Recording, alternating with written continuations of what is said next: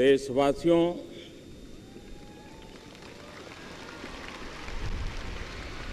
आजादी के इस पावन पर्व पर 125 करोड़ देशवासियों को, विश्व में फैले हुए सभी भारतीयों को लाल किले की प्राचीर से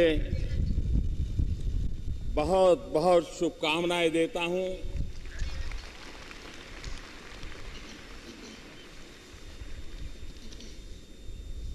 आजादी का ये पर्व 70वां वर्ष एक नया संकल्प, नया उमंग, नई ऊर्जा, राष्ट्र को नई ऊंचाइयों पर ले जाने का संकल्प पर्व है।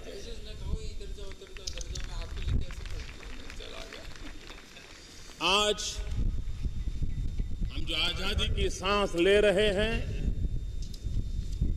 उसके पीछे लक्षावधि महापुरुषों का बलिदान है, त्याग और तपस्या की गाथा है। जवानी में फांसी के फंदे को चूमने वाले वीरों की याद आती है। महात्मा गांधी, सरदार पटेल, पंडित नेहरू, अनगिनत महापुरुष जिन्होंने देश की आजादी के लिए अविरत संघर्ष किया, और उसी का नतीजा है कि आज हमें स्वराज में आजादी की सांस लेने का सौभाग्य प्राप्त हुआ है।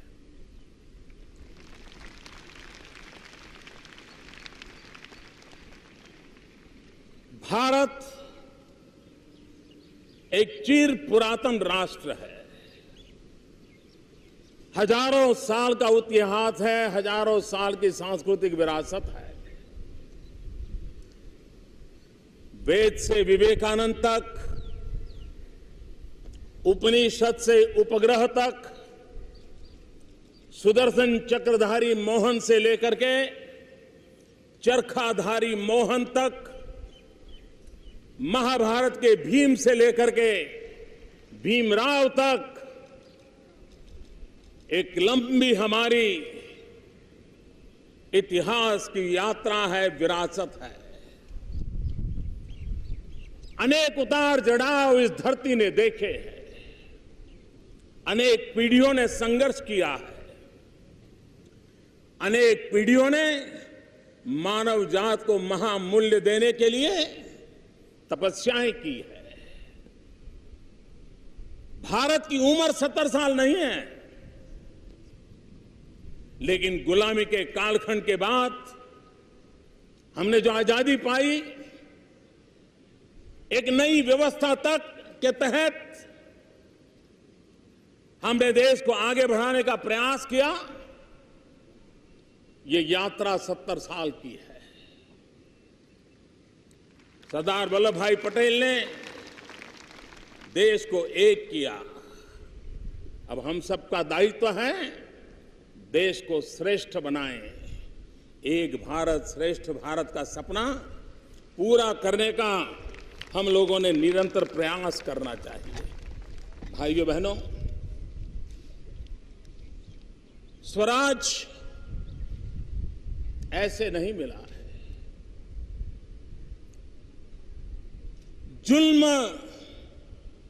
बेशुमार थे, लेकिन संकल्प अड़िग थे। हर हिंदुस्तानी आजादी के आंदोलन का सिपाही था।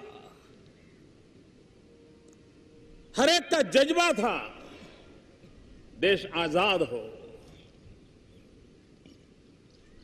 हो सकता है हर किसी को बलिदान का सौभाग्य नहीं मिला हो सकता है हर किसी को जेल जाने का सौभाग्य न मिला हो, लेकिन हर हिंदुस्तानी संकल्पबद्ध था, महात्मा जी का नेतृत्व था, सशस्त्र क्रांतिकारियों के बलिदान की प्रेरणा थी और तब जाकर के स्वराज प्राप्त हुआ है। लेकिन अब स्वराज्य को सुराज्य में बदलना ये 125 करोड़ देशवासियों का संकल्प है।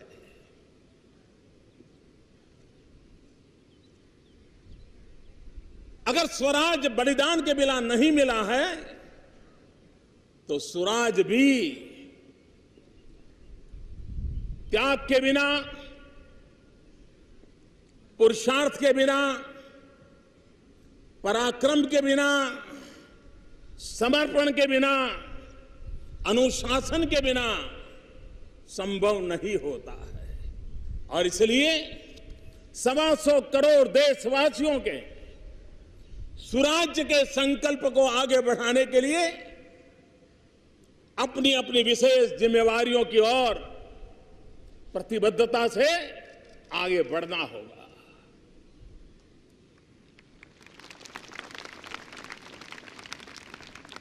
पंचायत हो या पार्लियामेंट हो, ग्राम प्रधान हो या प्रधानमंत्री हो, हर किसी को, हर डेमोक्रेटिक इंस्टीट्यूशन को सुराज की ओर आगे बढ़ने के लिए अपनी जिम्मेवारियों को निभाना होगा, अपनी जिम्मेवारियों को परिपूर्ण करना होगा और तब जाकर के भारत सुराज्य के सपने को पाने में और अधिक देर नहीं करेगा। ये बात सही है। देश के सामने समस्याएं अनेक हैं, लेकिन यह हम ना भूलें कि अगर समस्याएं हैं तो इस देश के पास सामर्थ्य भी है। और जब हम सामर्थ्य की शक्ति को लेकर के चलते हैं तो समस्याओं से समाधान के रास्ते भी मिल जाते हैं। और इसलिए भाइयों बहनों, भारत के पास अगर लाखों समस्याएं हैं तो 125 करोड़ मस्तिष्क भी हैं जो समस्याओं का समाधान करने का सामर्थ्य रखती है। भाइयों बहनों, एक समय था हमारे यहां सरकारें आक्षेपों से घिरी रहती थी, लेकिन अब वक्त बदल चुका है। आज सरकार आक्षेपों से घिरी नहीं है, लेकिन अपेक्षाओं से घिरी हुई है। और जब अपेक्षाओं से घिरी रहती है तब ये बात का संकेत होता है कि जब आशा हो, भरोसा हो, उसी की कोख से अपेक्षाएं जन्म लेती है और अपेक्षाएं सुराज की ओर जाने की गति को तेज करती हैं, नए प्राण पुरती हैं और संकल्पों की पूर्ति नित्य निरंतर होती रहती है। इसलिए मेरे भाइयों बहनों, हम लोगों के लिए इस सुराज की यात्रा, आज जब मैं लाल किले की प्राचीर से आपसे बात कर रहा हूं तो बहुत स्वाभाविक है कि सरकार क्या कर रही है, देश के लिए क्या हो रहा है, देश के लिए क्या होना चाहिए, इन बातों की चर्चा होना बड़ा स्वाभाविक है।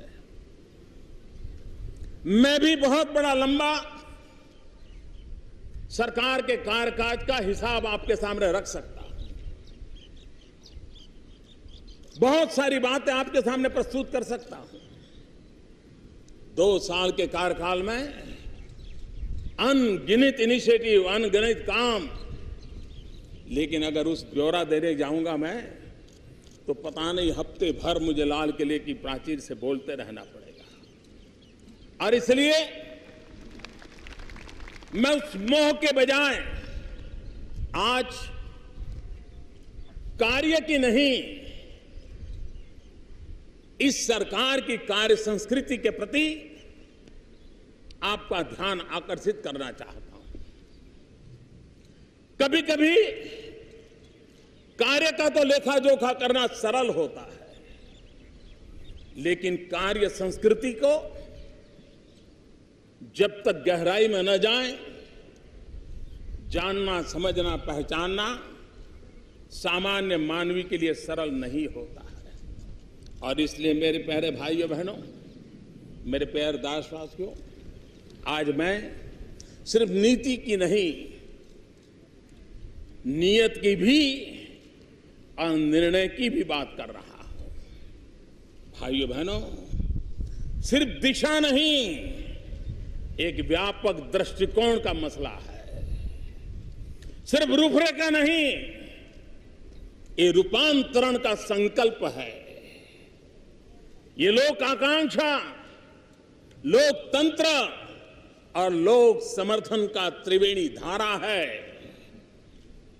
ये मति भी है, ये सहमति भी है, ये गति भी है और प्रगति का एहसास भी है। और इसलिए मेरे प्यारे देशवासियों, मैं आज जब सुराज की बात करता हूं, तब सुराज का सीधा सीधा मतलब है हमारे देश के सामान्य से सामान्य मानवी के जीवन में बदलाव लाना। सुराज का मतलब है शासन सामान्य मानवी के प्रति संवेदनशील हो, जिम्मेवार हो और जन सामान्य के प्रति समर्पित हो। और तब जाकर के गुड गवर्नेंस पर बल देना होता है। हर किसी के दायित्व को टटोलते रहना पड़ता है। रिस्पॉन्सिबिलिटी और अकाउंटेबिलिटी, ये उसकी जड़ में होनी चाहिए, वहीं से रसकस प्राप्त होना चाहिए। और इसलिए भाइयों बहनों, शासन संवेदनशील होना चाहिए। हमें याद है कि वो भी एक दिन थे जब किसी बड़े अस्पताल में जाना हो तो कितने दिनों तक इंतजार करना पड़ता था। एम्स में लोग आते थे, 2-2, 3-3 दिन बिताते थे, तब जाकर के कब उनको जांचा परखा जाएगा उसका तय होता था। आज उन सारी व्यवस्थाओं को हम बदल पाए हैं।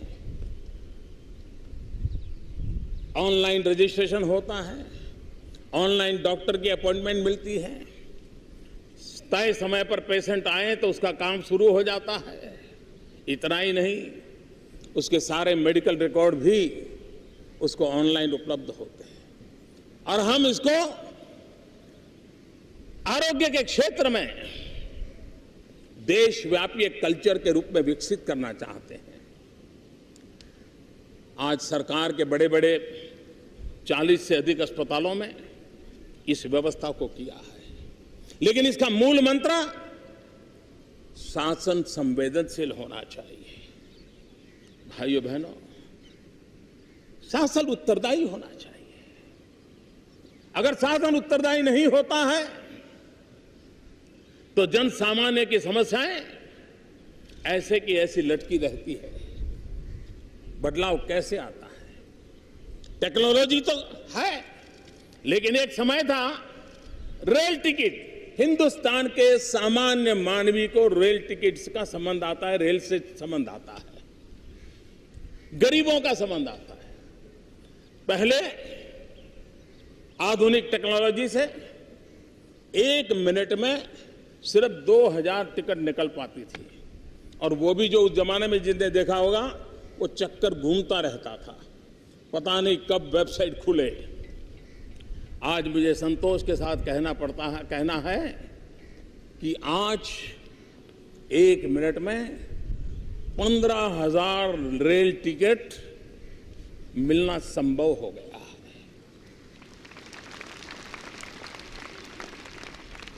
एक रिस्पॉन्सिबल गवर्नमेंट सामान्य मानवीय की आवश्यकता और अपेक्षाओं के लिए किस प्रकार के कदम उठाती हैं, सरकार में जवाबदेही होनी चाहिए।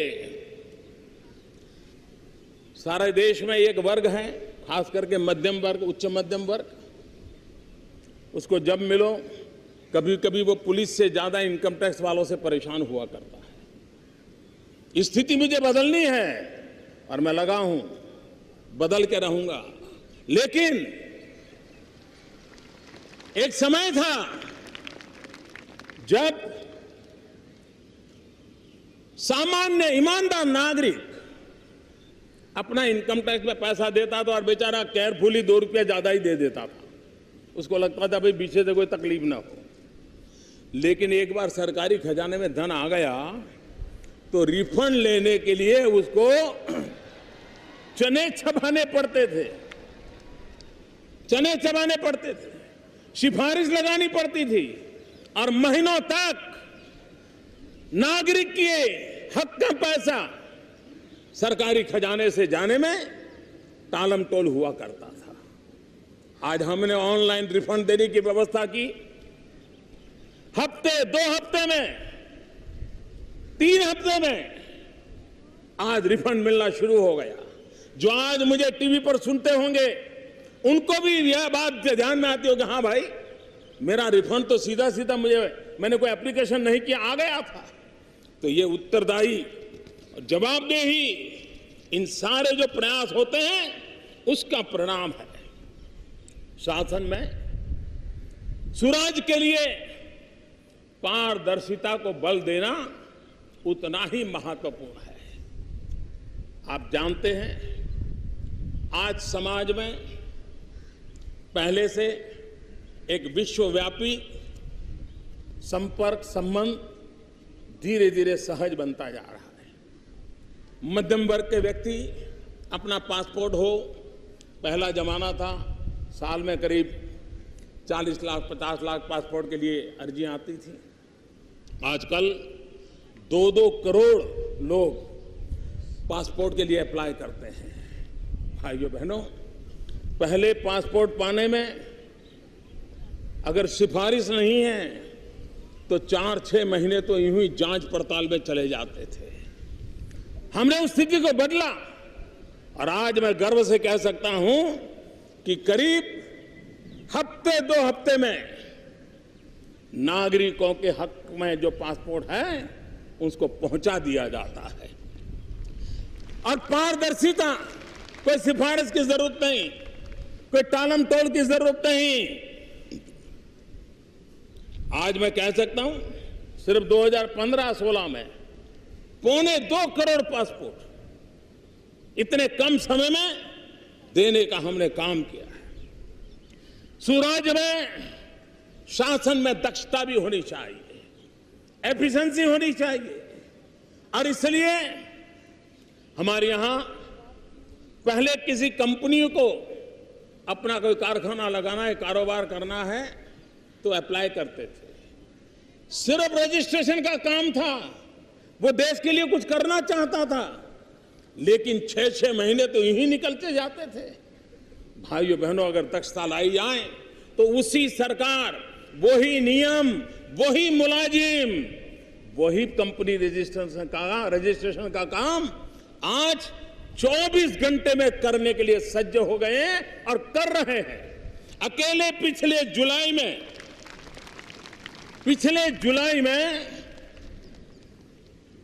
900 से ज्यादा ऐसे रजिस्ट्रेशन का काम उन्होंने कर दिया।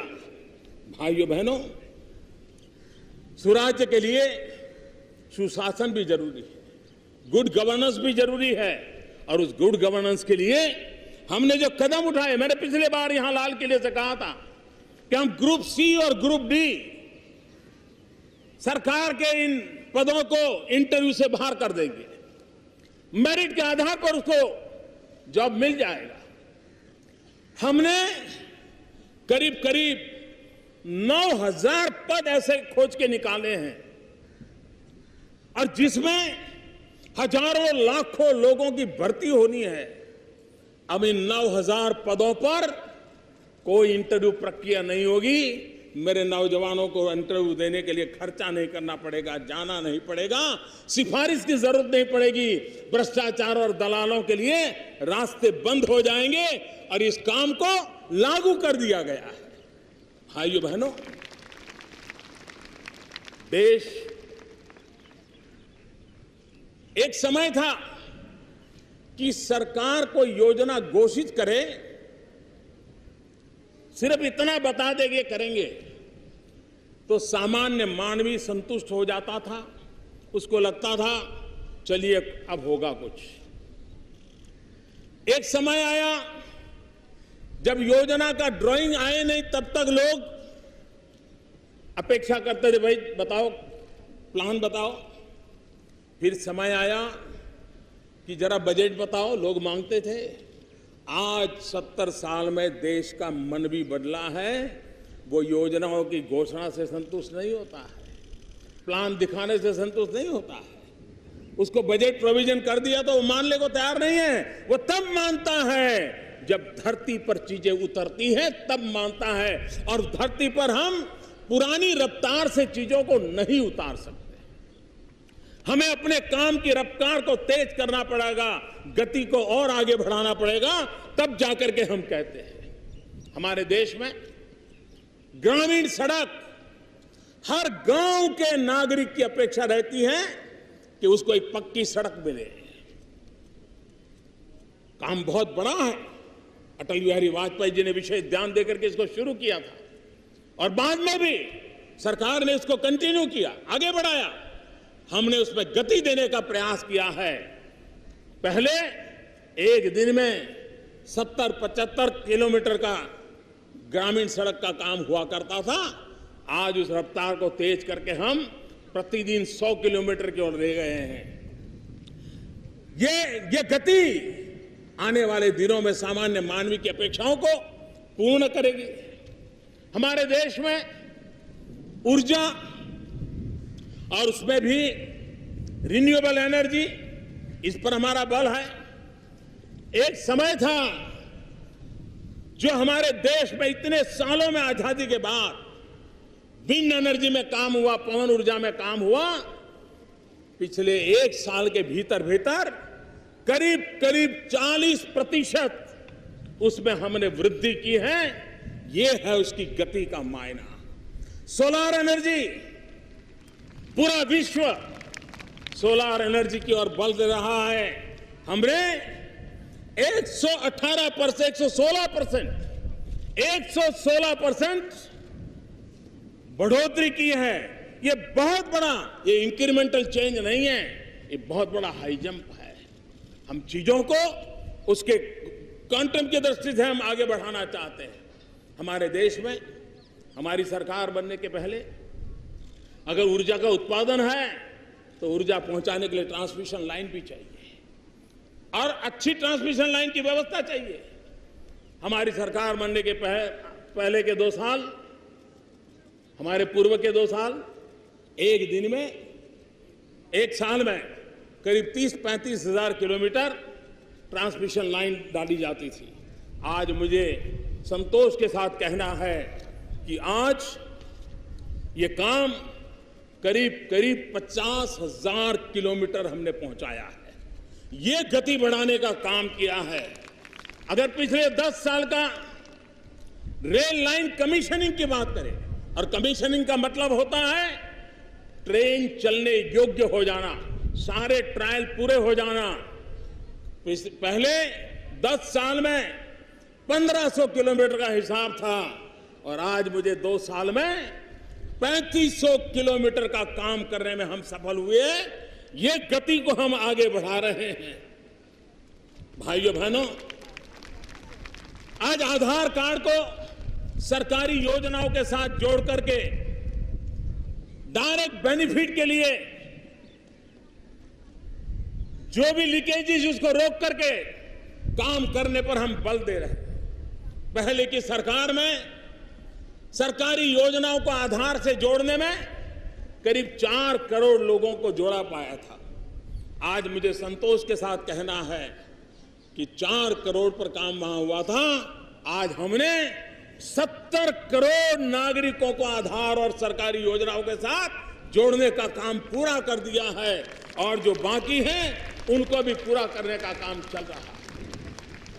हमारे यहां मध्यम वर्ग का मानवी हो, सामान्य मानवी हो, उसको आज जैसे कार घर में हो उसको प्रतिष्ठा का विषय माना जाता है।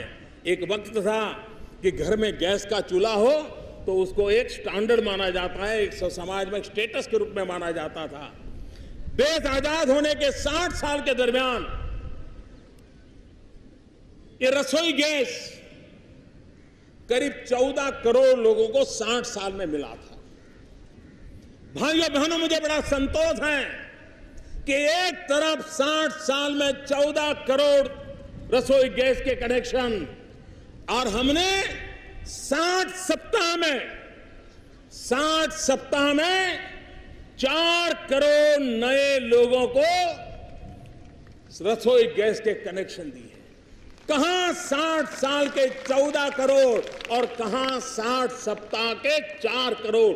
ये गति है जो सामान्य मानव की जिंदगी में, क्वालिटी ऑफ लाइफ में आज बदलाव लाने के लिए संभव हुआ है।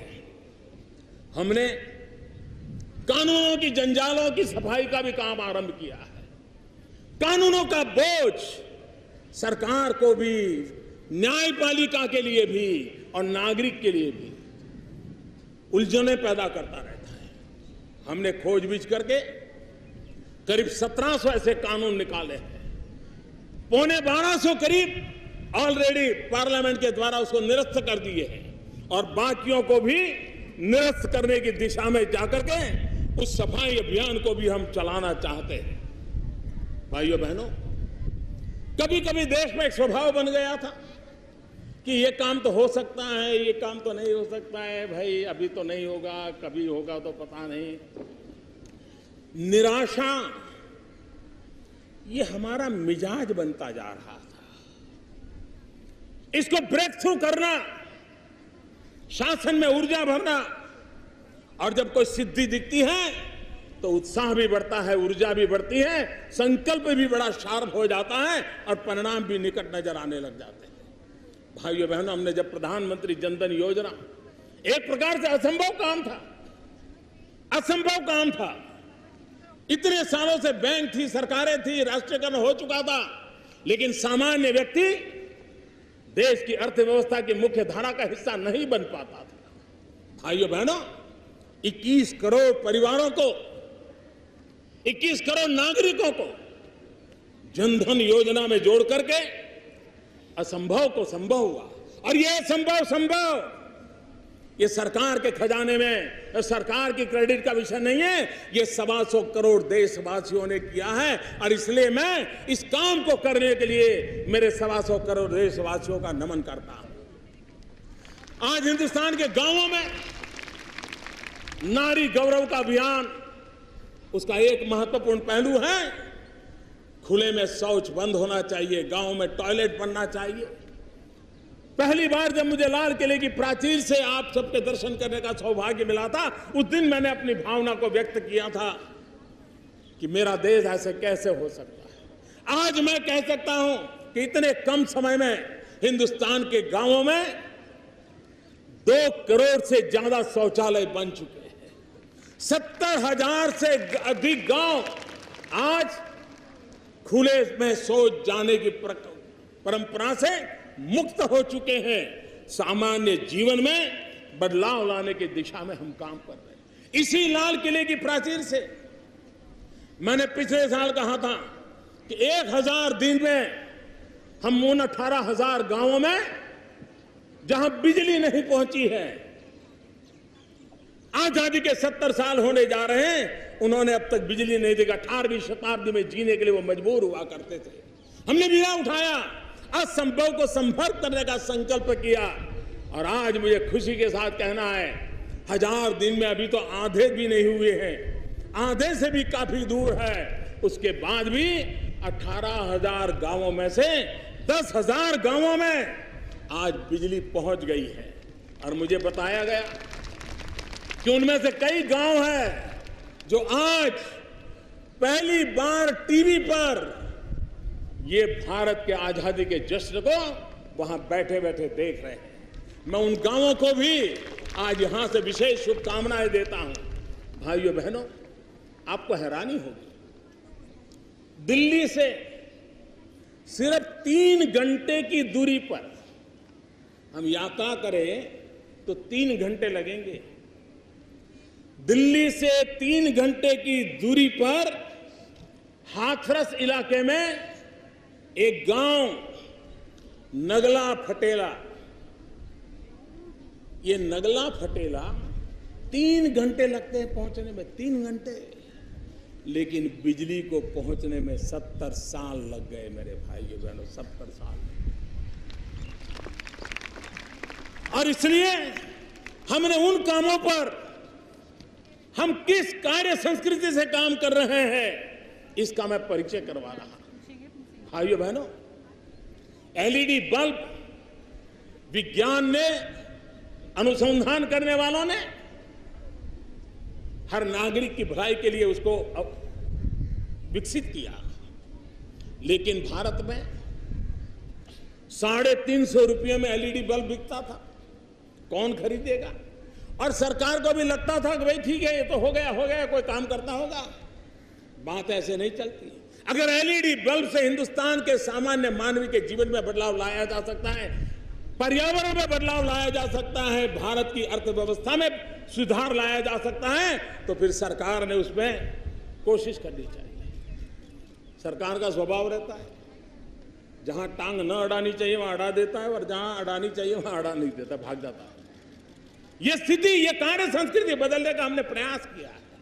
और इसलिए 350 रुपये में बिकने वाला बल्ब, सरकारी इंटरवेंशन का परिणाम यह हुआ कि आज हम 50 रुपये में वो बल्ब बांट रहे हैं।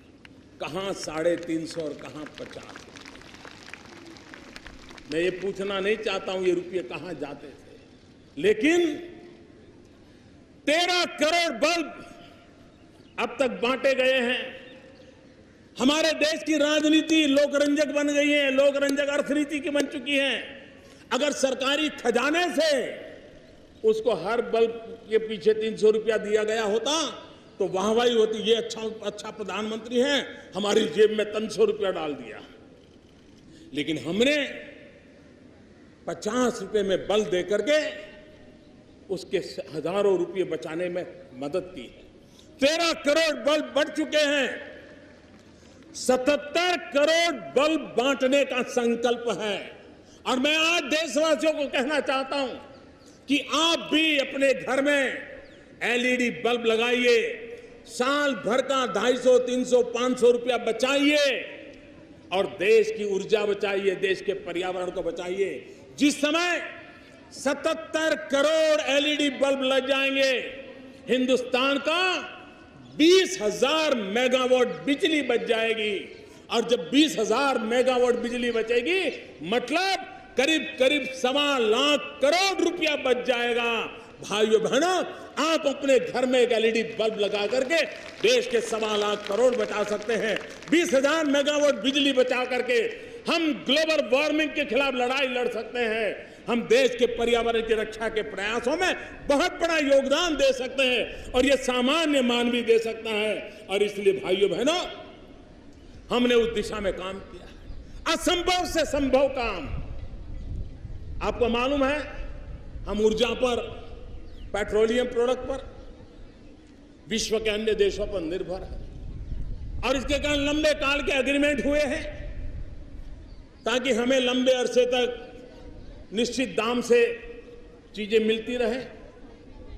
कतर के साथ गैस का हमारा एग्रीमेंट 2024 तक का है, लेकिन दाम इतने हैं कि हमें भारत की अर्थव्यवस्था के लिए महंगा पड़ता है। हमारे विदेश नीति के संबंधों का परिणाम यह आया कि कतार के साथ फिर से बात की। जो एग्रीमेंट हो चुका था, जो कतार का हक था, 2024 तक हम उस भाव से गैस लेने के लिए बंधे हुए थे, हमने उनसे वार्ता की और मैं आज संतोष के साथ कहता हूं, असंभव भी वो संभव हो गया और उन्होंने अपने दाम को रीनेगोशिएट किया और हिंदुस्तान के खजाने से 20,000 करोड़ रुपया बच जाएगा। 20,000 करोड़ रुपया वो लेने के हकदार थे, लेकिन हमारे संबंधों का रूप बना है, हमारी नीतियों के स्वरूप बना है कि जिसके कारण हम उसको कर पाए हैं। चाबहार का पोर्ट जो मध्य एशिया के साथ हमें जोड़ने के एक अहम कड़ी है, सब सरकारों में लगातार बातें होती रही, प्रयास होते रहे। आज मुझे वो असंभव काम को संभव करते देख संतोष हो रहा है। जब ईरान, अफगानिस्तान और हिंदुस्तान मिलकर के चाबहार पोर्ट के निर्माण के लिए कदम उठाने की दिशा में नक्कर योजना के साथ आगे बढ़ते हैं, तब असंभव काम संभव हो जाता है। मेरे भाइयों बहनों, एक बात जिसको मैं इस विषय में आपसे कहना चाहूंगा, जो सामान्य मानवीय से जुड़ी हुई है, वो है महंगाई। ये बात सही है कि पहले की सरकार में इन्फ्लेशन रेट 10% को भी पार कर गया था। हमारे लगातार कदमों के कारण इन्फ्लेशन रेट हमने 6% से ऊपर जाने नहीं दिया है। इतना ही नहीं, अभी तो हमने रिजर्व बैंक के साथ समझौता किया है कि 4% 2 प्लस माइनस के साथ इन्फ्लेशन को कंट्रोल करने की दिशा में रिजर्व बैंक कदम उठाए। इन्फ्लेशन और ग्रोथ के बैलेंस की जो चर्चाएं होती थी, उसे ऊपर उठ करके भारत को आगे बढ़ाने की दिशा में काम करे। लेकिन इसके बावजूद भी 2 साल देश में अकाल रहा। सब्जियों के दाम पर अकाल का प्रभाव तुरंत होता है, मार्केट की कमी का प्रभाव होता है, उसके कारण कुछ दिक्कतें जरूर आई। 2 साल के अकाल के कारण दाल के उत्पादन की गिरावट भी चिंता का विषय बना। लेकिन भाइयों बहनों, इसके बावजूद भी अगर जिस प्रकार से पहले महंगाई बढ़ती थी, अगर उसी रफ्तार से बढ़ी होती तो पता नहीं मेरे देश के गरीब का क्या होता। इसको रोकने में हमने भरपूर कोशिश की है, लेकिन फिर भी ये सरकार अपेक्षाओं से घिरी सरकार है। आपकी, मेरे देशवासियों, अपेक्षाएं स्वाभाविक है, लेकिन मैं उस दिशा में प्रयत्न करने में कोई कोताही नहीं बरतने दूंगा। जितना प्रयास मुझसे होगा मैं करता रहूंगा और गरीब की थाली को महंगी नहीं होने दूंगा। मेरे प्यारे भाइयों बहनों, यह देश गुरु गोविंद सिंह जी की 350वीं जयंती मनाने की तैयारी कर रहा है। देश के लिए बलिदान की गाथा, सिख गुरुओं की परंपरा, यह देश कैसे भूल सकता है। और जब गुरु गोविंद सिंह जी की 350वीं जयंती हम मना रहे हैं, तब गुरु गोविंद सिंह जी ने एक बात बड़े अच्छे ढंग से कही। गुरु गोविंद सिंह जी कहते थे, जिस हाथ ने कभी सेवा न की हो, जिस हाथ में कभी कोई काम न हुआ हो, जो हाथ मजदूरी से मजबूत न हुए हो, जिन हाथों को काम करते करते हाथे में गांठें न बन गई हो, उस हाथ को मैं पवित्र हाथ कैसे मान सकता हूं, ये गुरु गोविंद सिंह जी कहते थे। आज जब गुरु गोविंद सिंह जी की 350वीं जयंती हम मना रहे हैं, तब मैं मेरे किसानों को याद करता हूं। उनसे बढ़कर पवित्र हाथ किसका हो सकता है, उससे बढ़कर पवित्र हृदय किसका हो सकता है। उसके बिना पवित्र मकसद किसा हो सकता है। मैं मेरे किसान भाइयों को 2 साल के अकाल के बावजूद भी देश के अर्थ के अन्न के भंडार भरने के लिए उन्होंने जो निरंतर प्रयास किया, उसके लिए मैं उनका अभिनंदन करता हूं। सूखे की स्थिति बदली, इस बार वर्षा अच्छी हो रही है। कहीं कहीं पर अधिक वर्षा के कारण तकलीफ भी हुई है।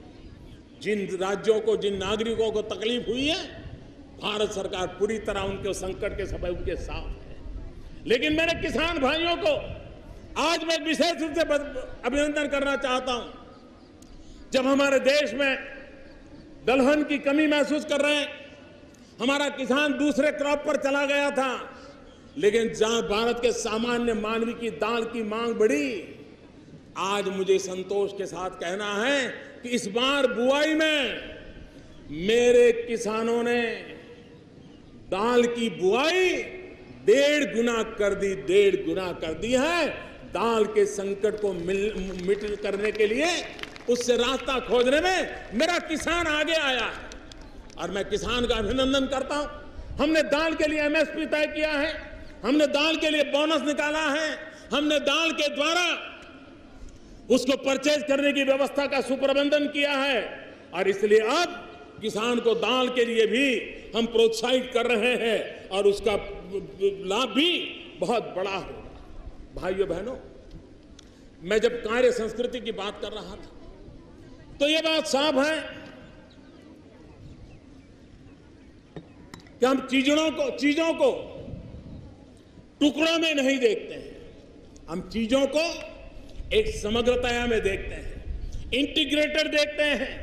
और इंटीग्रेटेड चीजों के तहत सिर्फ एग्रीकल्चर लीजिए, हमने किस प्रकार से ऐसी कार्य संस्कृति को विकसित किया है जिसकी एक पूरी चेन कितना बड़ा परिणाम दे सकती है। हमने सबसे पहले ध्यान केंद्रित किया इस धरती माता की तबीयत के लिए, जमीन की सेहत के लिए। Soil health card, macro nutrition, micro nutrition की चिंता और किसान को ये समझाया कि तुम्हारी जमीन में ये कमी है, ये अच्छाइयां हैं, तुम्हारी जमीन इस फसल के लिए योग्य है, इस फसल के लिए योग्य नहीं है। और किसानों ने धीरे धीरे सॉइल हेल्थ कार्ड के जरिए अपना प्लान करना शुरू किया और जिन जिन लोगों ने प्लान किया है वो मुझे बताते हैं कि साहब हमारा खर्चा करीब 25% कम हो रहा है और हमारे उत्पादन में 30% वृद्धि नजर आ रही है। अभी ये संख्या कम है, लेकिन आने वाले दिनों में जैसे जैसे बात पहुंचेगी ये बात आगे बढ़ेगी। किसान को जमीन है, अगर उसको पानी मिल जाए तो मेरे देश के किसान की ताकत है, वो मिट्टी में से सोना पैदा कर सकता है। यह ताकत मेरे देश के किसान में है और इसलिए हमने जल प्रबंधन पर बल दिया है, जल सिंचन पर बल दिया है, जल संरक्षण पर बल दिया है। एक एक बूंद का उपयोग किसान के काम कैसे आए, पानी का महात्म्य कैसे बढ़े, पर drop more crop, micro irrigation, इसको हम बल दे रहे हैं। 90 से ज्यादा सिंचाई की योजनाएं आधी अधूरी ठप पड़ी थी, हमने बीड़ा उठाया है, सबसे पहले उन योजनाओं को पूरा करेंगे और लाखों धरती को सिंचन का लाभ मिले उस दिशा में काम करेंगे। हमने किसान की इनपुट कॉस्ट कम करने के लिए, क्योंकि किसान को आजकल बिजली की भी जरूरत पड़ती है, पानी चाहिए तो बिजली चाहिए, बिजली महंगी पड़ती है। हमने सोलार पंप की ओर बड़ा काम उठाया है, बड़ी मात्रा में उठाया है। उसके कारण किसान का इनपुट कॉस्ट कम होने वाला है, रिकरिंग एक्सपेंस कम होने वाला है और सोलार पंप घर में होने के कारण बिजली भी अपनी, सूरज भी अपना, खेत भी अपना, खलिहान भी अपना, मेरा किसान खुशहाल भी होगा। अब तक 77,000 सोलर पंप बांटने में हमने सफलता पाई है। भाइयों बहनों, मैं मेरे देश के वैज्ञानिकों को भी बधाई देना चाहता हूं। जमीन, पानी, सोलर पंप, साथ के साथ अच्छे बीज की भी जरूरत होती है, अच्छे सीड्स की जरूरत होती है। भारत के वायु को, प्रकृति को अनुकूल हमारे देश के वैज्ञानिकों ने 131 से ज्यादा नए कृषि के योग्य बीज तैयार किए हैं, जो हमारे प्रति हेक्टेयर उत्पादन को बढ़ाने में क्षमता रखते हैं। उसके अंदर जो वैल्यूज है, उस वैल्यूज में भी बढ़ोतरी हो रही है। मैं इन वैज्ञानिकों का भी मैं बहुत बहुत बधाई देता हूं। किसान को यूरिया चाहिए, खाद चाहिए। एक जमाना था खाद पाने के लिए ब्लैक मार्केटिंग होता था, एक जमाना था खाद पाने के लिए पुलिस लाठीचार्ज करती थी, एक जमाना था कि इंसान खाद के अभाव में अपनी आंखों के सामने बर्बाद होता हुआ अपनी फसल देख रहा था। भाइयों बहनों, खाद की कमी ये बीते हुए दिनों का विषय बन गया, इतिहास की गर्क में गया। आज हमें खाद की कमी, सबसे ज्यादा खाद का उत्पादन करने में हम सफल हुए हैं। भाइयों बहनों, इस खाद के उत्पादन के कारण किसानों को आवश्यकता के अनुसार समय पर खाद मिलने की संभावना है। उसी प्रकार से हमने फसल बीमा योजना बनाई, प्रधानमंत्री फसल बीमा योजना। किसान को जमीन से लेकर के उत्पादित चीजों तक उसकी रक्षा करना। पहली बार कम से कम प्रीमियम से अधिक से अधिक, और वो भी गारंटी के साथ फसल बीमा योजना देने का काम भाइयों बहनों हमने किया है। हमने फसल के उत्पादन को 15 लाख टन अन्न के संरक्षण के लिए नए गोदामों का निर्माण किया है। हमारे देश में किसान का भला तब होगा जब हम वैल्यू एडिशन की तरफ जाएंगे, और वैल्यू एडिशन की ओर जाने के लिए हमने पहली बार फूड प्रोसेसिंग को विशेष रूप से बल दिया है। 100% फॉरेन डायरेक्ट इन्वेस्टमेंट को हमने प्रोत्साहित किया है, जिसके कारण कृषि आधारित उद्योगों को बल मिलेगा। और कृषि आधारित उद्योगों को जब बल मिलेगा तो मेरे भाइयों बहनों, मुझे विश्वास है कि हमारे किसान को, और जो मेरा सपना है 2022 में किसान की इनकम को डबल करना, ये चीजें हैं जिसके द्वारा ये संभव होने वाला है। और उसके लिए हमने एक के बाद एक कदम उठाए। भाइयों बहनों, हमारे देश में एक परंपरा बन गई। सरकारों ने अपनी पहचान बनाने के लिए तो बहुत कुछ किया,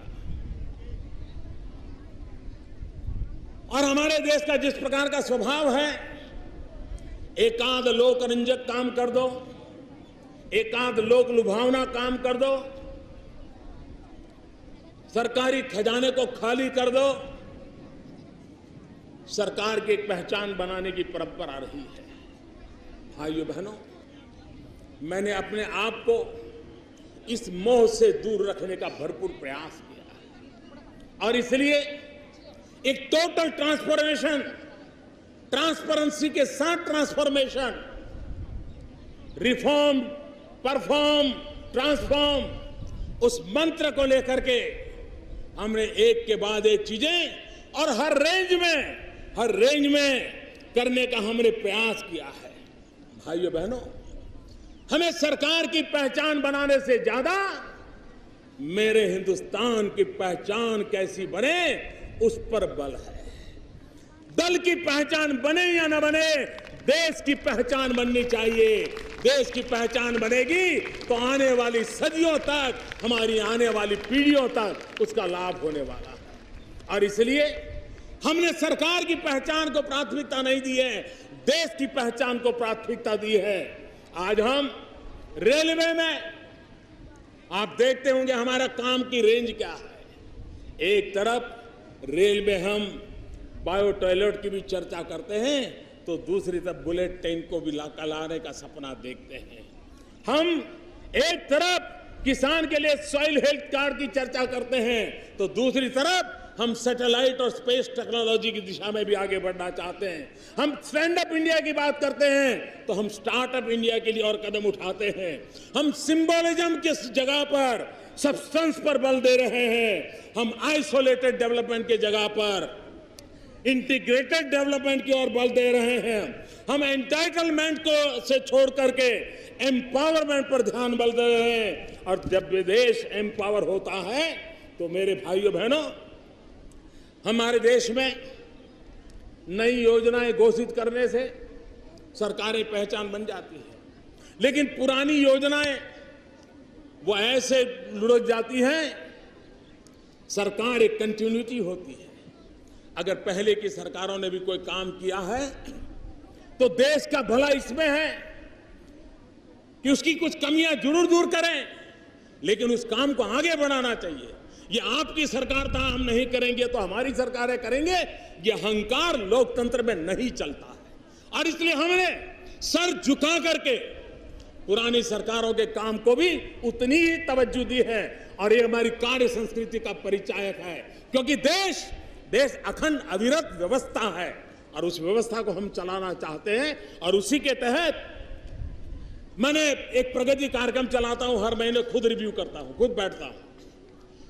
आपको हैरानी होगी, 7.5 लाख करोड़ रुपए के करीब 118 प्रोजेक्ट वो किसी न किसी सरकार ने कभी प्रारंभ किए थे, सोचा था, योजना बनाई थी, ऐसे लटके पड़े थे।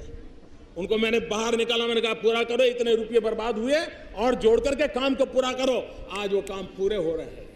हमने एक प्रोजेक्ट मॉनिटरिंग ग्रुप बनाया, जिसको मैंने अलग से कहा कि जरा देखिए ऐसे कौन से काम थे जो किसी समय शुरू हुए, कोई 20 साल पहले, कोई 25 साल पहले, कोई 30 साल पहले, कोई 15 साल पहले लटके पड़े थे। आज जो लोग उस इलाके में रहते हैं उनको पता है, करीब 10 लाख करोड़ रुपए के 270 प्रोजेक्ट ऐसे हमने आइडेंटिफाई किए जो किसी सरकार ने शिलान्यास किया होगा, किसी ने 1000-2000 करोड़ रुपया लगा दिया होगा, लेकिन बाद में वो मिट्टी में मिलता चला जा रहा था। उसको हमने फिर से काम करने के लिए उस अटकी हुई योजनाओं को, भाइयों बहनों, योजनाओं का अटकना, योजनाओं का डिलेड होना, रुपयों की बर्बादी होना एक प्रकार से क्रिमिनल नेग्लिजेंस है, और उससे हमने पार करने का प्रयास किया है। भाइयों बहनों, रेलवे प्रोजेक्ट की मंजूरियां 2-2 साल लगते थे। ट्रेन जा रही है, ऊपर ब्रिज बनाना है, दोनों तरफ रास्ते बन चुके हैं, 2-2 साल लग जाते थे। भाइयों बहनों, आज वो काम 3 महीना, 4 महीना, ज्यादा से ज्यादा 6 महीने में प्रोजेक्ट को मंजूरी देने की गति हम ले आए हैं। भाइयों बहनों, हम कितना ही काम करें, कितनी ही योजना बनाएं, लेकिन सरकार सुशांत के लिए लास्ट मैन डिलीवरी, आखिरी इंसान को उसका लाभ कैसे मिलता है, उस पर ध्यान देना होता है। भाइयों बहनों, जब नीति साफ हो, नियत स्पष्ट रूप से हो, साफ नीति, स्पष्ट नीति, साफ नियत, स्पष्ट नियत होती है, तब निर्णय करने का जज्बा भी कुछ और होता है, और इसलिए निर्णय बेझिझक हो सकते हैं। हमारी सरकार स्पष्ट नीतियों के कारण, साफ नियत के कारण बेझिझक निर्णय करके चीजों को आगे बढ़ाने में और लास्ट माइल डिलीवरी पर बल दे रही है। हमने देखा है, अगर उत्तर प्रदेश के अखबार देखोगे, हर वर्ष गन्ना किसानों का बकाया ये हर बार चर्चा में रहता था। शुगर मिल ये नहीं करती, राज्य सरकार ये नहीं करते, गन्ने किसान को ये परेशानी है। हजारों करोड़ रुपयों का बकाया था, हजारों करोड़ रुपया का। हमने इसके पीछे योजनाएं बनाई, पीछे लग गए। लास्ट मैन डिलीवरी, किसान के घर तक पैसा पहुंचना चाहिए। पुराना जो बकाया था, हजारों करोड़ बकाया था, भाइयों बहनों, आज मैं बड़े संतोष के साथ कहता हूं 99.5% पुराना बकाया चुकता कर दिया गया। ये बहुत सालों के बाद पहली बार हुआ। इस बार का जो गन्ने का व्यापार हुआ, गन्ना खरीदा गया, आज मैं कह सकता हूं संतोष के साथ, अब तक करीब 95% किसानों को गन्ने का दाम चुका दिया गया है, और 5% भी बचा होगा, आने वाले दिनों में जरूर बच जाएगा, ऐसा मुझे विश्वास है। भाइयों बहनों, एलपीजी के गैस कनेक्शन गरीब परिवारों को देने का हमने बीड़ा उठाया है।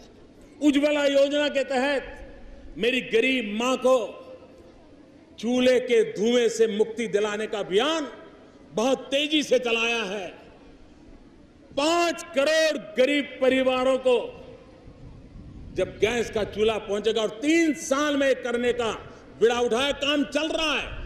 करीब करीब 50 लाख तक हम पहुंच चुके हैं, और वो भी सिर्फ पिछले 100 दिन के अंदर ये काम कर दिया है। आप कल्पना कर सकते हो सकता है 3 साल के पहले भी इस काम को हम पूरा कर लें। लास्ट माइल डिलीवरी, उस पर हम बल देना चाहते हैं। हमारी post office information technology, WhatsApp, messages, online email, इनके कारण धीरे धीरे पोस्ट इरेलेवेंट हो जाए। डाकघर हमारा जो हमारी एक पहचान है, हमने इस डाकघरों को पुनर्जीवित करना, पुनर्ताकतवर बनाने का। डाकघर गरीब और छोटे व्यक्ति से जुड़ा रहता है। सरकार का प्रतिनिधि अगर कोई हिंदुस्तान के सामान्य मानवी से प्यार से जुड़ा हुआ होता है तो वो डाकिया होता है। डाकिये को हर कोई प्यार करता है, डाकिया हर किसी को प्यार करता है, लेकिन उस डाकिये की तरफ कभी हमारा ध्यान नहीं जाता है। हमने बैंकों को पेमेंट बैंक, हमारे पोस्ट ऑफिस को पेमेंट बैंक में कन्वर्ट करने की दिशा में काम उठाया है।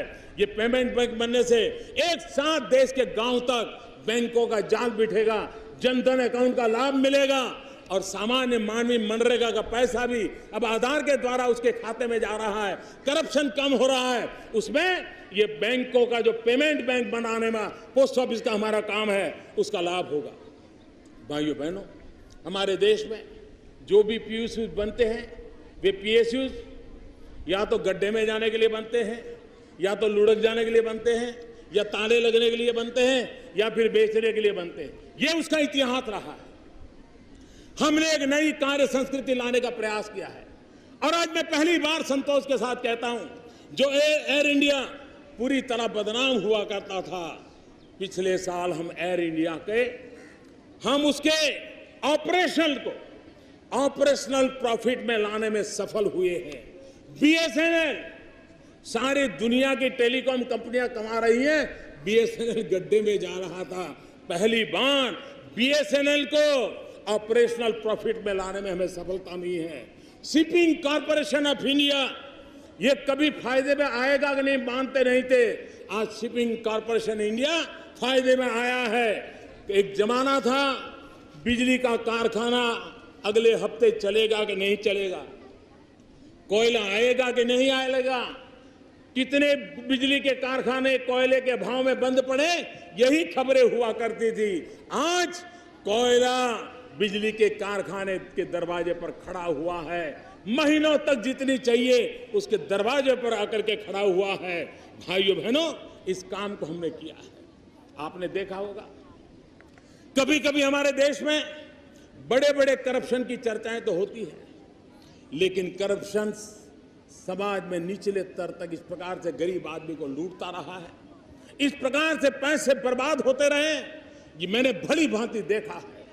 हमने आधार कार्ड को, आधार नंबर को सरकारी योजनाओं से जोड़ा, और सरकारी योजनाओं के कारण भाइयों बहनों, एक समय था जब हम ये देख रहे हैं भाई विधवा पेंशन हो, स्कॉलरशिप हो, दिव्यांगों के लिए कोई व्यवस्था हो, माइनॉरिटी के लिए कोई व्यवस्था हो, सरकारी खजाने से पैसे जाते थे, लाभार्थियों की सूची भी आती थी। लेकिन जब हमने जरा गहराई से देखा तो हमारे ध्यान में आया कि जिनका जन्म भी नहीं हुआ है इस दुनिया में, जिसने जन्म नहीं लिया, ऐसे लोग भी सूची में हैं और इस प्रकार की योजनाओं का लाभ उठा रहे हैं। ये बिचौलिए अरबों खरबों रुपया निकाल देते थे और कभी किसी का ध्यान नहीं जाता था। इस आधार व्यवस्था के तहत हमने ऐसी सारे बिचौलियों को बाहर किया, पैसा डायरेक्ट किया, और अनुभव आया कि करोड़ों लोग ऐसे मिले हैं कि जो है ही नहीं, लेकिन रुपये जाते थे, अरबों खरबों रुपया जाते थे। अब वो तो बंद हुआ, पैसे बच गए, लेकिन हमने कहा जो जरूरतमंद बेचारे बाहर रह गए थे उनको ढूंढ ढूंढ करके लाओ, और ये बचे हुए पैसे उनके खजाने में जाने चाहिए जो अपने हक के लिए लड़ना चाहते हैं। लास्ट माइल डिलीवरी, उस दिशा में हमने काम किया है और आज उसको हमने पहुंचाया है। ट्रांसपेरेंसी का बल, कोयले का करप्शन कौन नहीं जानता है। आज कोयले की नीलामी, कोई आरोप नहीं, दाग नहीं, और हिंदुस्तान में राज्यों को आने वाले दिनों में जैसे जैसे कोयला निकलता जाएगा, लाखों रुपए की कमाई होती जाएगी। स्पेक्ट्रम की नीलामी एक जमाना था, आक्षेपों के घेरे में फंसी पड़ी थी। हमने ऑनलाइन उसका ऑक्शन किया और आज देश का खजाना भी भरा, स्वस्थ कंपटीशन भी हुई और उसके कारण देश का लाभ हुआ। भाइयों बहनों, आज का विश्व एक ग्लोबल इकोनॉमी का युग से गुजर रहा है। आज हर देश इंटरकनेक्टेड है, इंटरडिपेंडेंट है। आर्थिक विषयों से पूरा विश्व एक प्रकार से किसी न किसी रूप से जुड़ा हुआ है। हम हमारे देश में कितनी ही प्रगति करें, लेकिन इसके साथ साथ हमें वैश्विक इकोनॉमी को ध्यान में रखते हुए, ग्लोबल एरेना को ध्यान में रखते हुए हमारे देश को भी वैश्विक मानकों में खरा उतारना पड़ेगा, उसकी बराबरी से लाना पड़ेगा। तब जाकर के हम रिलेवेंट रहेंगे, तब जाकर के हम अपना योगदान दे पाएंगे और तब जाकर के वक्त आने पर हम विश्व की अर्थव्यवस्था का नेतृत्व भी कर पाएंगे। और इसलिए हमें अपने आप को हर पल सज्ज करना पड़ेगा। अगर अपने आप को सज्ज करना है तो वैश्विक मानकों के साथ हमने ताल मिलाना होगा। पिछले दिन आप लोग देखा होगा, वर्ल्ड बैंक हो, IMF हो, वर्ल्ड इकोनॉमिक फोरम हो, क्रेडिट रेटिंग एजेंसीज हो, दुनिया में जितनी प्रकार की संस्थाएं हैं, सबने भारत की प्रगति को सराहा है। भारत के एक के बाद एक निर्णयों के कारण कानूनी सुधार, व्यवस्था में सुधार, अप्रोच में बदलाव, इन चीज को दुनिया बराबर देख रही है। ईज ऑफ डूइंग बिजनेस, हमने बहुत तेजी से हमारा रैंकिंग में सुधार किया है। विदेश निवेश के मामले में, फॉरेन डायरेक्ट इन्वेस्टमेंट के मामले में हमारे देश में आज दुनिया के अंदर अगर सबसे पसंदीदा कोई देश है तो हिंदुस्तान बन गया है। विकास दर में देश की बड़ी बड़ी अर्थव्यवस्था को भी हमने ग्रोथ रेट की दुनिया में, जीडीपी में हमने पीछे छोड़ दिया है। भाइयों बहनों, यूनाइटेड नेशन की एक संस्था ने अभी अनुमान लगाया है कि भारत आज आने वाले 2 साल में क्या होगा।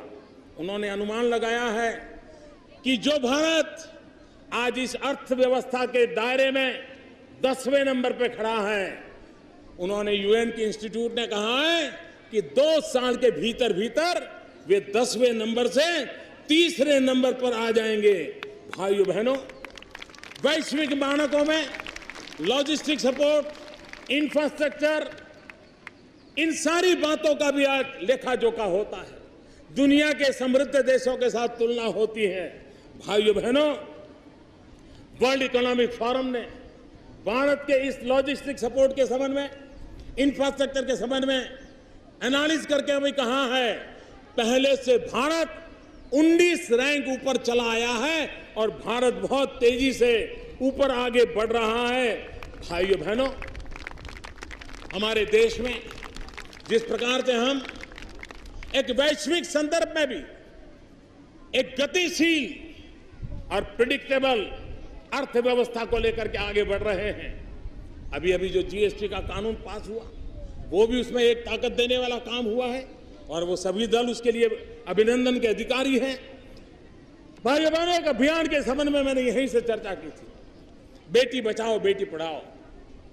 हम कोई काम टुकड़ों में नहीं करते हैं, हमारा एक इंटीग्रेटेड अप्रोच होता है। और बेटी बचाओ बेटी पढ़ाओ में हमने जो इनिशिएटिव लिए हैं, उसमें अभी भी मुझे समाज के सहयोग की आवश्यकता है। एक एक माँ बाप को सजग होने की आवश्यकता है। हम बेटियों का सम्मान बढ़ाएं, बेटियों की सुरक्षा करें, सरकार की योजनाओं का लाभ दें। हमने सुकन्या समृद्धि योजना से करोड़ों परिवारों को जोड़ा है। जो बेटी बड़ी होगी तो उसकी गारंटी दे देता है।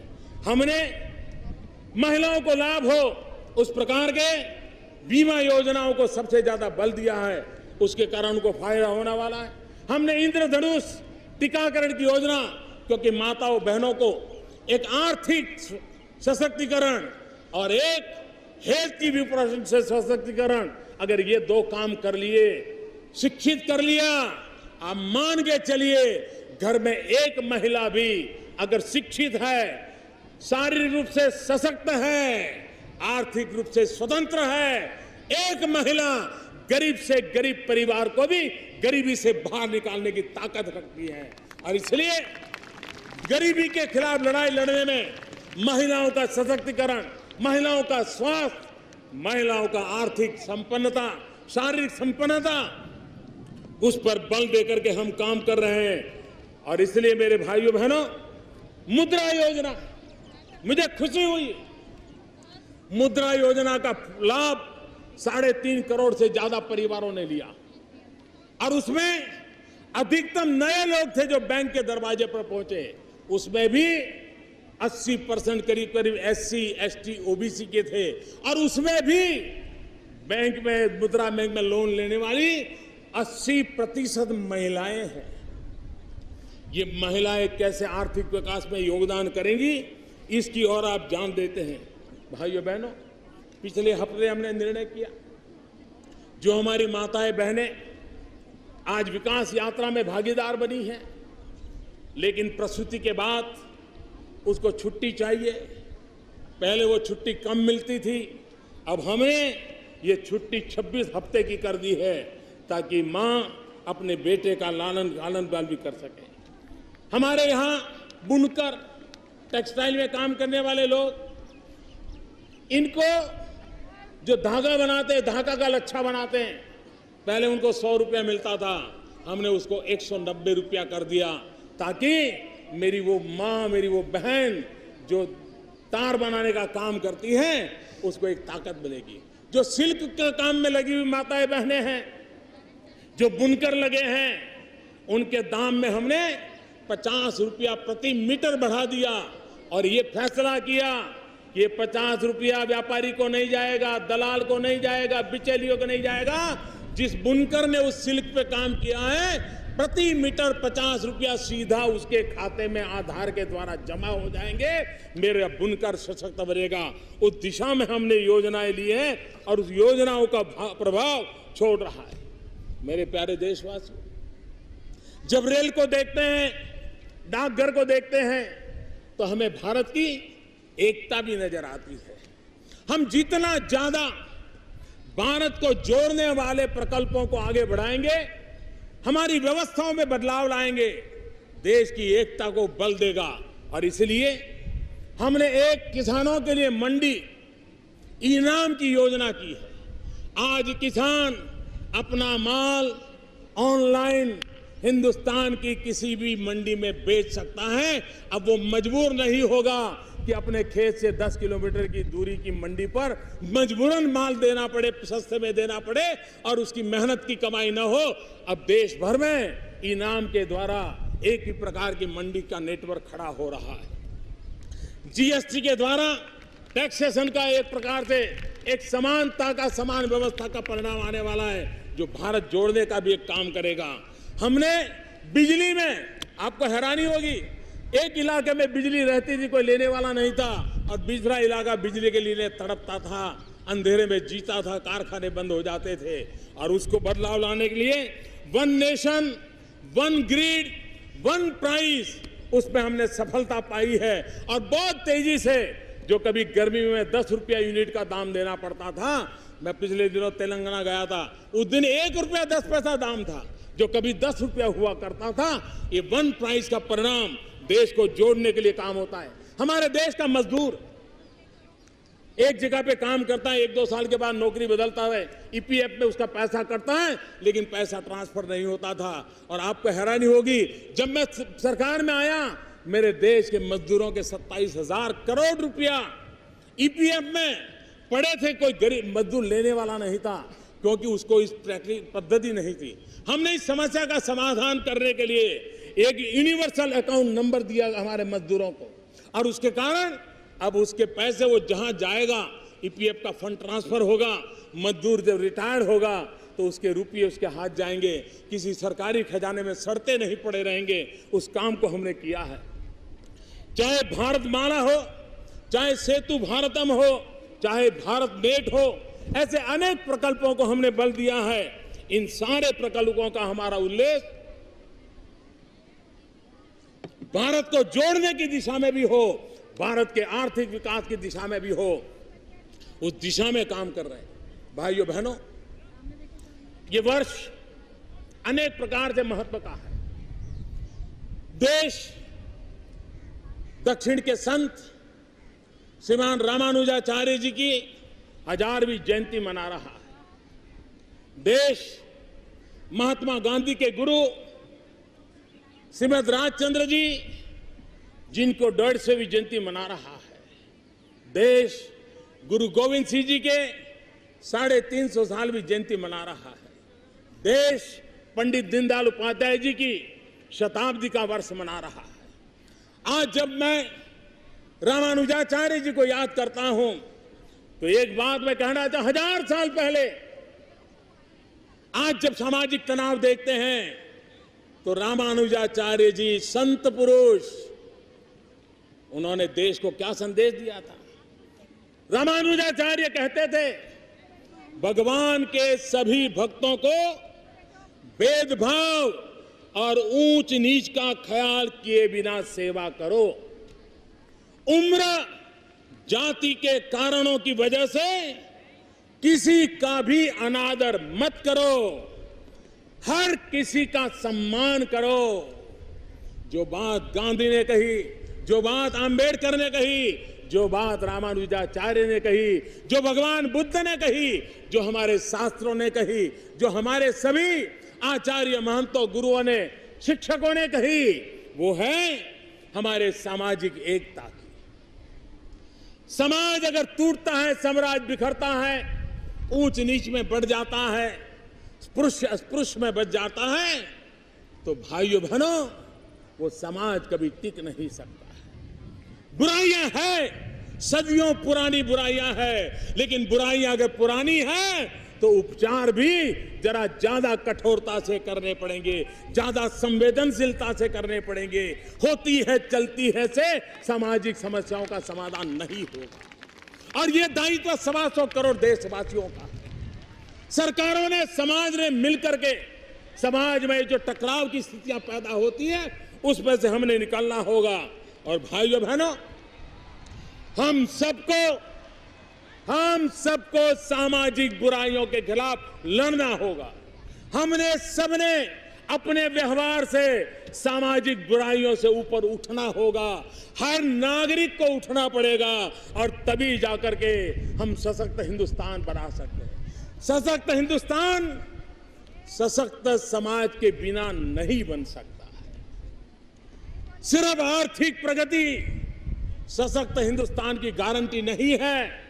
सशक्त समाज सशक्त हिंदुस्तान की गारंटी है।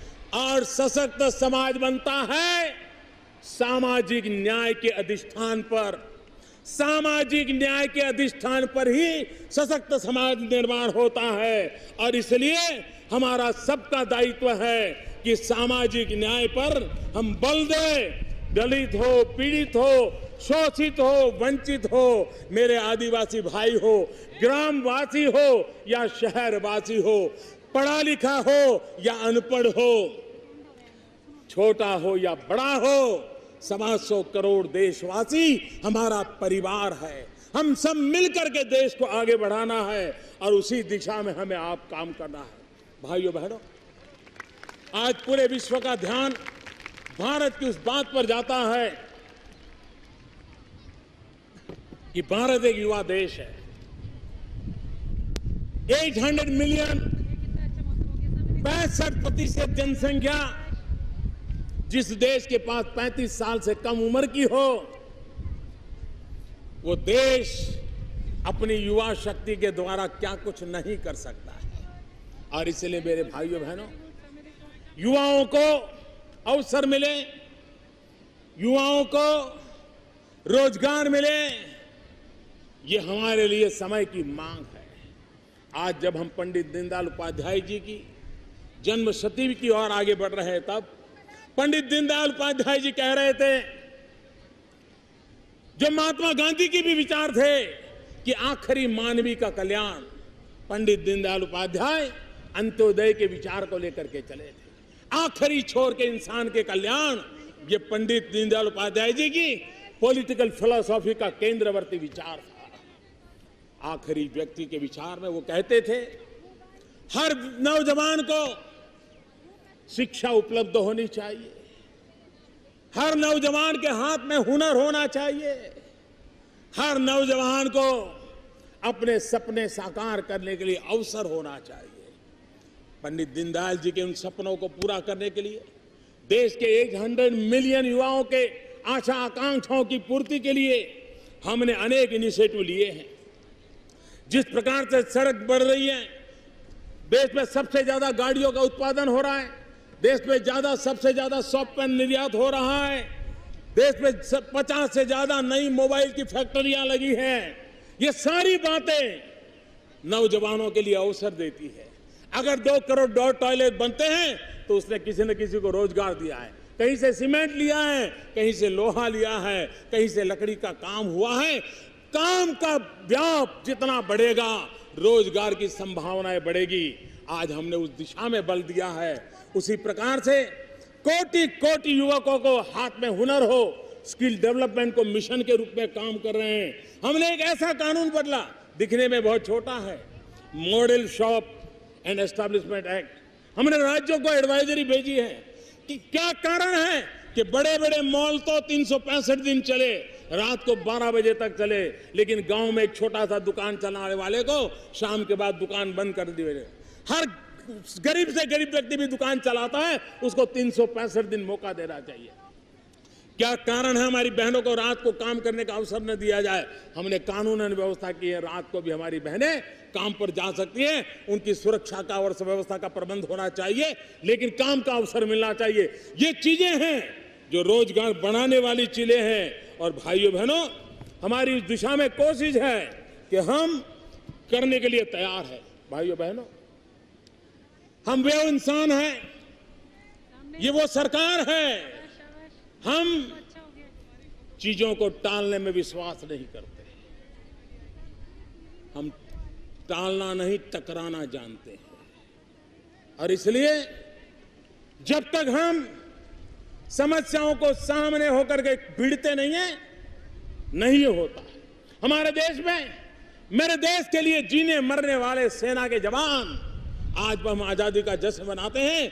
कोई मेरा जवान सीमा पर गोलियों को झेलने के लिए तैयार खड़ा होगा, कोई बंकरों में बैठा होगा, कोई कभी अपनी रक्षाबंधन पर अपनी बहन को भी नहीं मिल पाता होगा। फौज में, सेना में कितने जवान काम कर रहे हैं। अरे आजादी के बाद 33,000 से ज्यादा हमारे पुलिस के जवानों का बलिदान हुआ। हम क्यों भूल जाए उनको? हम उनको कैसे भूल सकते हैं? यही तो लोग हैं जिनके कारण हम सुख चैन की जिंदगी जी सकते हैं। और इसलिए ये पर्व उनके भी नमन करना का है। और कई वर्षों से 1 रैंक 1 पेंशन का मसला लटका पड़ा था। हम टालने वालों में से नहीं, हम टकराने वालों में। हमने उसको पूरा किया। 1 रैंक 1 पेंशन हर हिंदुस्तान के फौजी के घर में खुशहाली पहुंचा दी। इस काम को किया। हमारे देश के लोगों की भावना थी। नेताजी सुभाष बाबू की फाइलें लोगों के सामने खुले। आज मैं सर झुका करके कहता हूं कि जो काम असंभव था, टालने में टाला जा रहा था, जो भी होगा, हमने उस फाइलों को खोलने का निर्णय कर दिया। परिवार को बुला करके फाइलें रख दी और वह निरंतर प्रक्रिया आज भी जारी है। दुनिया के देशों को भी मैंने कहा है कि आपके यहां जो फाइलें हैं, आप उसको खोलिए, दीजिए। हिंदुस्तान को सुभाष बाबू और भारत के इतिहास को जानने का हक है। उस दिशा में हमने काम किया। बांग्लादेश, जिस दिन हिंदुस्तान का विभाजन हुआ, तब से लेकर के सीमा विवाद चले हैं। बांग्लादेश बना, तब से हमारा सीमा विवाद चला है। कई दशक चले गए। भाइयों बहनों, सभी दलों ने मिलकर के भारत बांग्लादेश की सीमा विवाद का निपटारा कर दिया। संविधान में भी हमने बल दे दिया। भाइयों बहनों, मध्यम वर्ग का व्यक्ति अपना मकान बनाना चाहता है, फ्लैट लेना चाहता है, लेकिन बिल्डरों की जमात बड़ा अच्छा प्रिंटेड बुकलेट दिखाते हैं, वो भी बेचारा उसमें जुड़ जाता है। उसको टेक्निकल नॉलेज तो होता नहीं, पैसे देता रहता है, समय के अंदर मकान नहीं मिलता है। जो कहाँ गया वो मकान नहीं मिलता है। मध्यम वर्ग के व्यक्ति के जीवन में एक बार ही तो मकान बना होता है, पूरी पूंजी लगा देता है। भाइयों बहनों, हमने रियल एस्टेट बिल ला करके नकेल डाल दी है ताकि मध्यम वर्ग का परिवार, जो भी व्यक्ति अपना घर बनाना चाहता होगा, आज उसको कोई रुकावट नहीं आएगी। इन कामों को करने की दिशा में हमने काम किया है। भाइयों बहनों, मैंने पहले ही कहा, श्रीमद राजचंद्र जी जिनकी 150वीं जयंती है, महात्मा गांधी उन्हें अपना गुरु मानते थे और श्रीमद राजचंद्र जी के साथ जब वो साउथ अफ्रीका में थे तब भी श्रीमद राजचंद्र जी के साथ पत्र व्यवहार करते थे। एक पत्र में श्रीमद राजचंद्र जी ने गांधी जी के साथ हिंसा और अहिंसा की चर्चा की थी और राजचंद्र जी कह रहे थे, जिस समय हिंसा का अस्तित्व रहा है उसी समय से अहिंसा का भी सिद्धांत है। दोनों में अहम यह है कि हम किसे महत्व देते हैं या फिर इनमें किसका उपयोग मानव हित में हो रहा है। भाइयों बहनों, हिंसा अहिंसा की चर्चा हमारे देश में बहुत स्वाभाविक है। मानवता हमारी रगों में है। हम एक महान विराट संस्कृति के लोग हैं। यह देश विविधताओं से भरा हुआ है, रंग रूप से भरा हुआ है। ये भारत मां का गुलदस्ता ऐसा है जिसमें हर प्रकार की खुशबू है, हर प्रकार के रंग है, हर प्रकार के सपने हैं। भाइयों बहनों, विविधता की एकता ये हमारी सबसे बड़ी ताकत है। एकता का मंत्र हमारी जड़ों से जुड़ा हुआ है। भाइयों बहनों, जिस देश की 100 से ज्यादा भाषाएं हो, सैकड़ों बोलियां हो, अनगिनत पहनाव हो, अनगिनत जीवन पद्धतियां हो, उसके बाद भी सदियों से यह देश एक रहा है, उसका मूल कारण हमारी सांस्कृतिक विरासत है। हम सम्मान देना जानते हैं, हम सत्कार करना जानते हैं, हम समावेश करना जानते हैं। इस महान परंपरा को लेकर के हम चले हैं और इसलिए हिंसा और अत्याचार को हमारे देश में कोई स्थान नहीं है। अगर भारत के लोकतंत्र को मजबूत बनाना है, भारत को सपनों को पूरा करना है, तो हमारे लिए हिंसा का मार्ग कभी काम नहीं होगा। आज कहीं जंगलों में माओवाद के नाम पर, सीमा पर उग्रवाद के नाम पर, पहाड़ों में आतंकवाद के नाम पर कंधे पर बंदूक लेकर के निर्दोषों को मारने का खेल चला जा रहा है। 40 हो गया। ये धरती माता रक्त से रंजित होती गई है, लेकिन इस आतंकवाद को रास्ते पर जाने वालों ने कुछ नहीं पाया। मैं उन नौजवानों को कहना चाहता हूं, यह देश हिंसा को कभी सहन नहीं करेगा। यह देश आतंकवाद को कभी नहीं सहन करेगा। यह देश आतंकवाद के सामने कभी झुकेगा नहीं, माओवाद के सामने कभी झुका नहीं। लेकिन मैं उन नौजवानों को कहता हूं, अभी भी समय है, लौट आइए, अपने मां बाप के सपनों की ओर देखिए, अपने मां बाप की आशा आकांक्षाओं की ओर देखिए, मुख्य धारा में आइए, एक सुख चैन की जिंदगी जिए। हिंसा का रास्ता कभी किसी का भला नहीं करता है। भाइयों बहनों, हम जब विदेश नीति की बातें करते हैं, मैं उसका लंबा चौड़ा जिक्र करना नहीं चाहता, लेकिन जिस दिन हमने शपथ लिया था, 4 देशों के नेताओं को बुलाया था। हमारा संदेश साफ था कि हम सभी देश, अड़ोस पड़ोस के हम सभी देश, हम सबकी एक सामान्य कॉमन अगर प्रॉब्लम है तो वो हमारा सबसे बड़ी कॉमन चुनौती है गरीबी। आओ हम मिलकर के गरीबी से लड़े। अपनों से लड़ाई लड़के हम तबाह तो हो चुके हैं, लेकिन अगर गरीबी से लड़ेंगे तो हम तबाही से निकल करके समृद्धि की ओर चल पड़ेंगे। और इसलिए मैं सभी पड़ोसियों को गरीबी से लड़ने के लिए निमंत्रण देता हूं। हमारे देश के नागरिकों को, हर देश के नागरिकों को गरीबी से मुक्ति दिलाना, इससे बड़ी कोई आजादी नहीं हो सकती। गरीबी से आजादी, इससे बड़ी कोई आजादी नहीं हो सकती है। हमारा कोई भी पड़ोसी देश का नागरिक जब गरीबी से आजाद होगा तब हिंदुस्तान कितनी खुशी अनुभव करेगा, चाहे वो हमारे पड़ोसी देश का गरीब गरीबी से आजादी पाता हो।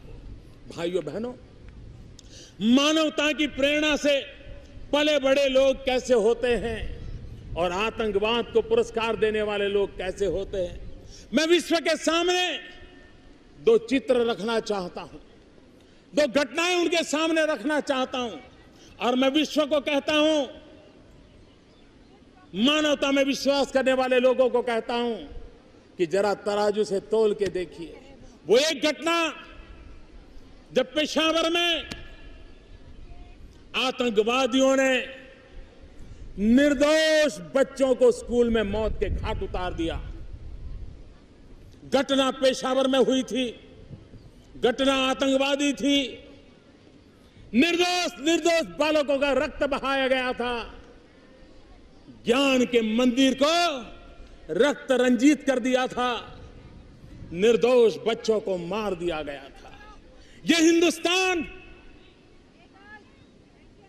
संसद की आंखों में आंसू थे, भारत की हर स्कूल रो रही थी,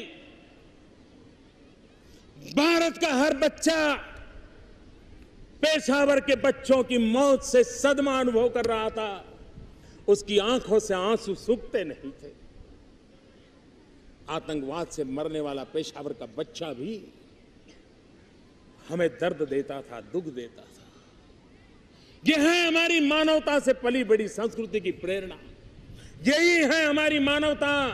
लेकिन और तरफ देख लीजिए कि जब आतंकवादियों को ग्लोरीफाई करने का काम हो रहा है, जहां आतंकवादी घटना में निर्दोष लोग मारे जाएं तो जश्न मनाए जाते हैं।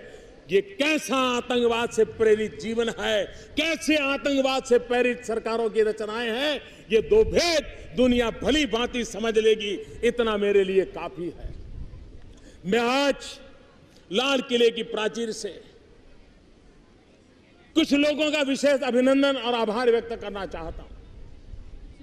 पिछले कुछ दिनों से बलूचिस्तान के लोगों ने, गिलगिट के लोगों ने, पाक ऑक्युपाइड कश्मीर के लोगों ने, वहां के नागरिकों ने जिस प्रकार से मुझे बहुत बहुत धन्यवाद दिया है, जिस प्रकार से मेरा आभार व्यक्त किया है, मेरे प्रति उन्होंने जो सद्भावना जताई है, दूर दूर बैठे हुए लोग, जिस धरती को मैंने देखा नहीं है, जिन लोगों को विषय में मेरी कभी मुलाकात नहीं हुई है, लेकिन ऐसे दूर सुदूर बैठे हुए लोग हिंदुस्तान के एक प्रधानमंत्री को अभिनंदन करते हैं, उसका आदर करते हैं, तो मेरे 125 करोड़ देशवासियों का आनंद है, वो मेरे 125 करोड़ देशवासियों का सम्मान है।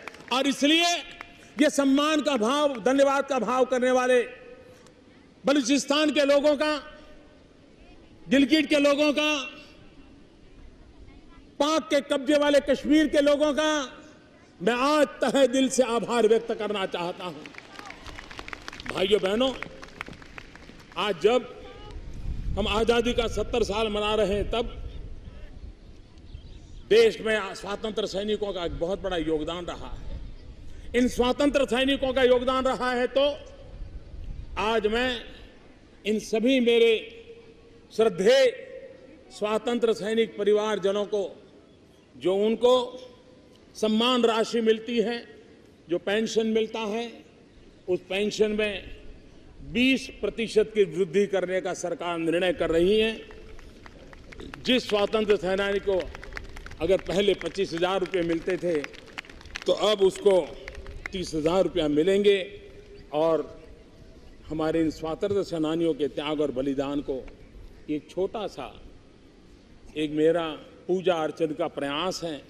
भाइयों बहनों, हमारे देश के आजादी के इतिहास की बातें होती हैं तो कुछ लोगों की तो चर्चा बहुत होती है, कुछ लोगों की आवश्यकता से अधिक होती है, लेकिन आजादी में जंगलों में रहने वाले हमारे आदिवासियों का योगदान अप्रतिम था। वो जंगलों में रहते थे। बिरसा मुंडा का नाम तो शायद हमारे कानों पे पड़ता है, लेकिन शायद कोई आदिवासी जिला ऐसा नहीं होगा कि 1857 से लेकर के अब आजादी आने तक आदिवासियों ने जंग न की हो, बलिदान न दिया हो। आजादी क्या होती है, गुलामी के खिलाफ जंग क्या होता है, उन्होंने अपने बलिदान से बता दिया था। लेकिन हमारी आने वाली पीढ़ियों को इस इतिहास से उतना परिचय नहीं है। सरकार की एक इच्छा है, योजना है, आने वाले दिनों में उन राज्यों में इन स्वतंत्र सेनानी जो आदिवासी थे, जंगलों में रहते थे, अंग्रेजों से जूझते थे, झुकने को तैयार नहीं थे, उनके पूरे इतिहास को समावेश करते हुए, इन वीर आदिवासियों को याद करते हुए एक स्थायी रूप से म्यूजियम बनाने के लिए जहां जहां राज्य के अंदर कोई एकाध जगह हो सकती है जहां सबको समेट करके बड़ा म्यूजियम बनाया जा सकता है, और ऐसे अलग अलग राज्यों में म्यूजियम बनाने की दिशा में सरकार काम करेगी, ताकि आने वाली पीढ़ियों को हमारे देश के लिए मर मिटने में आदिवासी कितने आगे थे उसका लाभ मिलेगा। भाइयों बहनों, महंगाई में कुछ चीजों की चर्चाएं तो बहुत होती है, लेकिन हम अनुभव कर रहे हैं कि गरीब के घर में अगर बीमारी आ जाए तो उसकी पूरी अर्थरचना समाप्त हो जाती है। बेटी की शादी तक रुक जाती है, बच्चों की पढ़ाई पर अटक जाती हैं, कभी शाम को खाना भी नहीं मिलता है। आरोग्य सेवाएं महंगी होती जा रही है, और इसलिए मैं आज लाल किले की प्राचीर से गरीबी की रेखा के नीचे जीने वाले मेरे इन परिवारों के आरोग्य के लिए सरकार एक अहम कदम उठाने जा रही है।